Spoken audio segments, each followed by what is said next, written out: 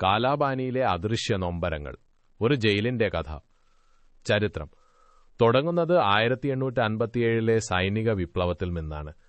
British ഭരണകൂടം തങ്ങളെ എതിർക്കുന്ന സ്വാതന്ത്ര്യ സമര സേനാനികളെ നാടുകടത്താനും പുറം ലോകത്തിൽ നിന്ന് പൂർണ്ണമായി ഒറ്റപ്പെടുത്താനുമാണ് അന്തമാനിലെ ഈ വിജനമായ ദ്വീപ് തെരഞ്ഞെടുത്തത്. അക്കാലത്ത് കടൽ കടക്കുന്നത് അയിത്തമായി കണക്കാക്കപ്പെട്ടിരുന്നതിനാൽ ജന്മനാട്ടിൽ നിന്നുള്ള വേർപാട് അവരുടെ മനസ്സിനെ തളർത്തുമെന്നും സ്വാതന്ത്ര്യത്തിനായുള്ള പോരാട്ടം നിർത്തുമെന്നും ബ്രിട്ടീഷുകാർ കരുതി. അധ്യായം 1. ജയിലിന്റെ ഘടന. അങ്ങനെ 1896 തുടങ്ങി 1906 പൂർത്തിയായ സെല്ലുലാർ ജയിൽ 693 സോളിറ്ററി സെല്ലുകളോടുകൂടി ഇന്ത്യയിലെ ഏറ്റവും ഭീകരമായ കോട്ടയായി മാറി. ഓരോ സെല്ലിനും 4.5 മീറ്റർ നീളവും 2.7 മീറ്റർ വീതിയുമുണ്ടായിരുന്നു. ജയിൽ വാതിലുകൾ പുറത്തുനിന്ന് മാത്രമേ തുറക്കാൻ പറ്റുമായിരുന്നുള്ളൂ. താക്കോൽ തടവുകാരന് കിട്ടിയാൽ പോലും സ്വയം തുറക്കാനാകില്ല. ക്രൂരതയുടെ രാജാവ് ഡേവിഡ് ബാരി. 1905 മുതൽ 1919 വരെയായിരുന്നു ഡേവിഡ് ബാരി സെല്ലുലാർ ജയിലിന്റെ ജയിൽ വാർഡനായിരുന്നത്. അവിടുത്തെ തടവുകാരെ നിയന്ത്രിക്കാൻ ബ്രിട്ടീഷുകാർ നിയമിച്ച ഏറ്റവും ക്രൂരരായ ഓഫീസർമാരിൽ ഒരാളായിരുന്നു അദ്ദേഹം. അവിടുത്തെ അന്തരീക്ഷം കൊണ്ടുതന്നെ അദ്ദേഹം സ്വയം പോർട്ട് ബ്ലെയറിലെ ദൈവമെന്ന് പ്രഖ്യാപിച്ചിരുന്നു. പുതുതായി വന്ന തടവുകാരെ നേരിട്ട് വെല്ലുവിളിക്കുകയും ഇവിടെ നിന്ന് രക്ഷപ്പെടാനാവില്ലെന്ന് ഉറപ്പിക്കുകയും ചെയ്യുമായിരുന്നു. തടവുകാരെ ചക്കിൽ പൂട്ടിയിട്ട് കാളകൾക്ക് പകരം മനുഷ്യരെ കൊണ്ട് ഒരു ദിവസം 14 കിലോ വെളിച്ചെണ്ണ ആട്ടിയെടുപ്പിക്കുമായിരുന്നു. പലരും ചൊങ്ങലകളിൽ ബന്ധിക്കപ്പെട്ടു മാസങ്ങളോളം പണിയെടുക്കേണ്ടി വന്നിട്ടുണ്ട്. മറ്റൊന്ന്, രക്ഷപ്പെടാൻ അവസരമുണ്ടെന്ന് തോന്നിപ്പിച്ചു വെടിവെച്ചു കൊല്ലുന്ന പദ്ധതിയാണ്. കോടതി നൽകിയ അധികാരത്തെ ദുരുപയോഗം ചെയ്യുകയായിരുന്നു അദ്ദേഹം. ഡേവിഡ് ബാരിയുടെ ഭരണകാലം തടവുകാർക്ക് പേടി സ്വപ്നമായിരുന്നു. മിർസാഗർ ഭക്ഷണ കൊതിയനായ പട്ടാളക്കാരൻ.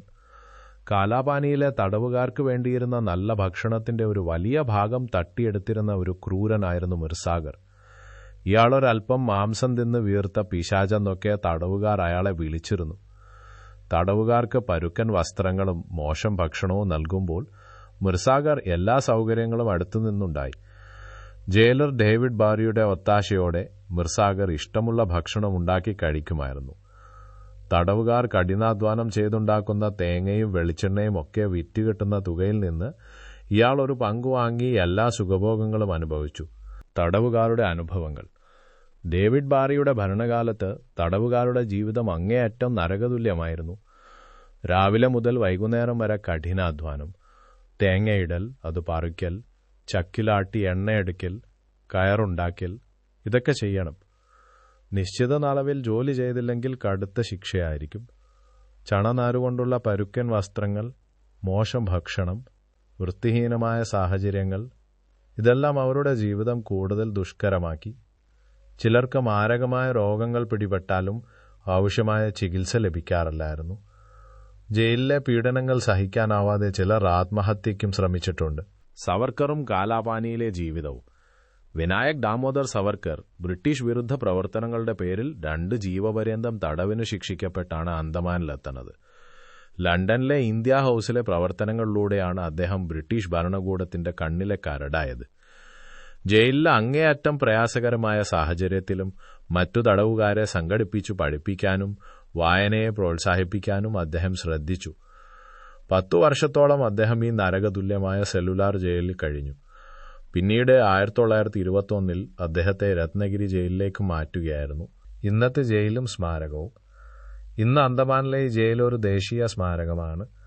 എന്നാൽ മറ്റൊരു പ്രധാനപ്പെട്ട കാര്യം, ഈ ജയിൽ സമുച്ചയത്തിന്റെ ഒരു ഭാഗത്ത് ഇന്നൊരു വലിയ ഹോസ്പിറ്റൽ പ്രവർത്തിക്കുന്നുണ്ട്, GB പന്ത് ഹോസ്പിറ്റൽ. ക്രൂരതയുടെയും മരണത്തിന്റെയും വിലാപങ്ങൾ ഉയർന്ന ആ മണ്ണിൽ ഇന്ന് ജീവൻ രക്ഷിക്കാനുള്ള പോരാട്ടങ്ങൾ നടക്കുന്നു എന്നത് കാലത്തിന്റെ കാവ്യനീതിയാകാം. സ്വാതന്ത്ര്യത്തിന്റെ യഥാർത്ഥ വില. കാലാപാനിയിലെ ഈ ക്രൂരതകളുടെ കഥകൾ നമ്മോട് പറയുന്നത് ഇന്ന് നമ്മൾ അനുഭവിക്കുന്ന സ്വാതന്ത്ര്യം വെറുതെ കിട്ടിയതല്ല എന്നതാണ്. ആയിരക്കണക്കിന് ധീര രക്തസാക്ഷികളുടെ ത്യാഗത്തിന്റെ കഥയാണ് നമ്മുടെ ചരിത്രം. ഈ യാതനകൾ മറക്കരുത്. കാരണം ഈ സ്വാതന്ത്ര്യത്തിനു പിന്നിൽ ഇത്രയും വലിയൊരു കണ്ണീർ കഥയുണ്ട്.